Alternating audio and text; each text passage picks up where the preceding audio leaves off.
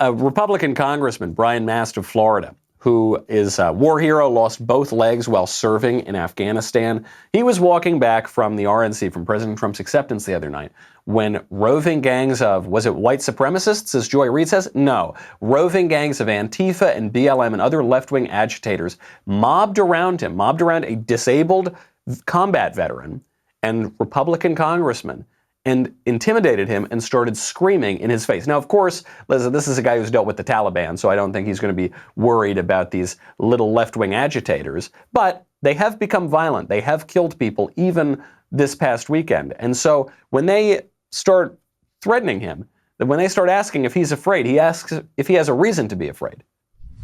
You're not afraid for your safety? No. Should I be? What do you think about police killing black people in this country? Don't worry, we're gonna vote. What do you think about police killing black people in this country? I don't think anybody should get killed wrongfully. What do you think about police killing black people in this country? Answer the question that I am asking you. How do you feel about abolition? No, answer the question. How do you feel about police killing black people in this country, in this city? Anybody's right to due process. How do you feel about police killing black people? Or wrong to take anybody's rights away. That's that all lives matter. Isn't it? Right. Black people. Everybody. But they haven't taken yours. How do you feel about police murdering black people Anybody in this murdered country? is wrong. Anybody. How do you feel Black people. about And the question is about black people. people in this country? Anybody murdered. Black people. We are now in the midst of some cultish mania, as they just repeat it. The police murdering black people, police murdering black people. That isn't happening. That isn't happening. You can count the number of unarmed black men who are killed by the police every year. What is it? 15, 14, 15, something like that, out of how many police-civilian interactions? By the way, unarmed doesn't mean an unjustified shooting or killing. What murder are we talking about? It is an imaginary problem. It's a completely fictional problem. But people have been whipped up into a frenzy.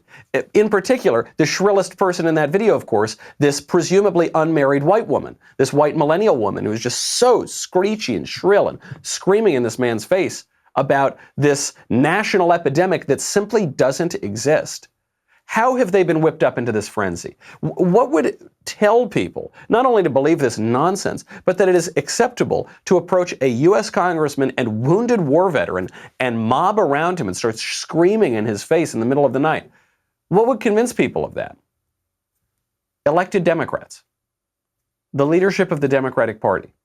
This is not a grassroots movement. This is not something that's totally come out of control and, responsible Democrats are trying to tamp it down. No, they invented this. The Democratic Party is behind this. Maxine Waters, a number of other Democratic leaders told these people to do this, to mob around them, to get violent. Don't forget, Maxine Waters, about 2 years ago. Take a listen. Already, you have members of your cabinet that have been booed out of restaurants, who have protesters taking up at their house, who's saying no peace, no sleep. No peace, no sleep. Let's make sure we show up wherever we have to show up. And if you see anybody from that cabinet in a restaurant, in a department store, at a gasoline station, you get out and you create a crowd. And you push back on them. And you tell them they're not welcome anymore, anywhere. She doesn't sound very different than those Antifa people talking about the human trash. She doesn't sound very different from the rioters on the streets now telling people to mob around them, go to Republicans' homes, no justice, no sleep, where their children sleep, threatening their wives and children. This is an elected member of the U.S. Congress. She should be booted out of that body. She should be kicked out of Congress. She should be kicked out of polite society. But she isn't. She's a member of the ruling class, not just her. It's not even just the electeds. What about in the media? Chris Cuomo, Fredo Cuomo, the brother of New York Governor Andrew Cuomo, one of the worst governors, if not the worst governor in America. Chris Cuomo's got a CNN show. How did he use that platform? Did he use it responsibly because he's the adult in the room? These are the leaders of the Democratic establishment to say, hey, stop the violence. We can have protests, but they've got to be civil. No, he said exactly the opposite. He said, get violent. Now, too many see the protests as the problem. No, the problem is what forced your fellow citizens to take to the streets. Persistent and poisonous inequities and injustice. And please, show me where it says that protests are supposed to be polite and peaceful. Show me where it says that, where the protests are supposed to be peaceful. Oh, in the First Amendment. The First Amendment says that, where you have the right to peaceably assemble, but not to violently assemble. Okay, well, thanks for showing me that, guys. No, that was not his conclusion. He goes out there and says protests don't have to be peaceful. Well, if they're not peaceful, what are they? They're violent. And if they're violent, what does that mean? It means you're shooting people, like happened in Portland. It means you're going to people's homes and threatening their wives and children. This is what CNN is openly calling for. It's even more recent than that. Joe Biden's campaign staff, Joe Biden, the Democratic nominee for president, 13 members of Joe Biden's campaign staff made donations to a bail fund to bail out the rioters who were burning down the cities and killing people. 13 members. This goes back to Minnesota during the first wave of these riots after the George Floyd killing. Although now we've got new details on the George Floyd killer, right? We were told it was caused because a cop asphyxiated him with his knee. Now it seems from leaked documents from the medical examiner, it may have had something to do with the massive, more than lethal dose of fentanyl in his system. That may have contributed to it. Of course, that doesn't come out in the media either. Regardless, 13 Biden campaign staffers donated to bail out the people burning down the city. How about Keith Ellison, former vice chairman of the Democratic National Committee, a current attorney general in Minnesota, former congressman? Keith Ellison smiling with a copy of the Antifa handbook. A handbook justifying political violence. There he is, he's smiling. And then, worst of all, the former future president, Hillary Clinton, after she lost and they were not able to reclaim the presidency for her in the attempted coup d'etat, Hillary Clinton put all of her cards on the table. She said, you can't be peaceful. You can't be civil with Republicans. You cannot be civil with a political party that wants to destroy what you stand for, what you care about.